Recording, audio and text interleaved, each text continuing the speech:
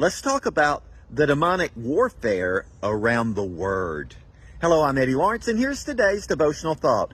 Mark 4:15, as Jesus is explaining the parable of the sower, the seed, and the soils, referring to the seed that fell on the wayside, the hard ground that the birds would eat, Jesus says, here's what it means.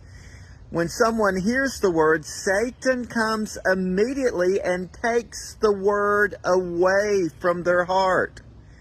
So that's the demonic warfare. And I find that interesting that Jesus says, some people's hearts are hardened. And Satan moves quickly to take that seed away. Why? He doesn't want it to become rooted.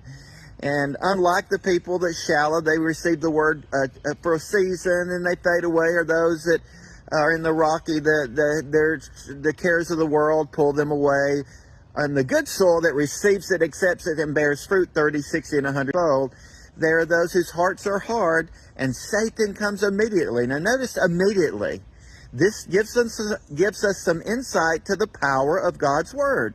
Satan himself knows, as well as the demons that serve him, the demonic realm realizes the power of the Word to change a human life. So there's warfare there. And the enemy moves quickly. Why? Because there's the seed of the Word's being sown. He doesn't want that word to be received. Why? Because it changes a person's life. There's warfare. Well, what does that look like? What does it look like in practical terms? Well, someone whose heart's hard, enemy knows, hey, I want to keep that person in that place. So he moves quickly. And I think some of that is to maybe bring, try to work in their thoughts to remember what made their heart hard. That bitterness, that offense, that bad experience they had with a Christian, that time they did go to church and they saw hypocrites. All kinds of stuff like that can happen to turn someone's heart away from the Word.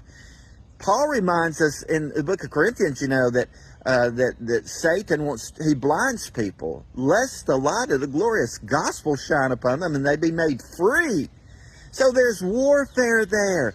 If you're a Bible teacher or preacher, you're witnessing, expect the enemy to be doing this in people's life, to steal the Word. How can I get that person to turn away from the Word? How can I interfere with them receiving the Word? Even as believers, say you're going to take some time, I'm just going to open up my Bible and start reading. Bim, bim, bim, bim, bim. You'll remember all the things you haven't done, or the phone will ring, or something will happen, and next thing you know, you didn't get around to it. There's always warfare around the Word, and the reason there is, the enemy's aware of the power of the Word to change people's life. So, dig into that. There's some good stuff in Mark 4. Bless you. Thanks for hanging out with me. You have a wonderful Jesus-honoring day.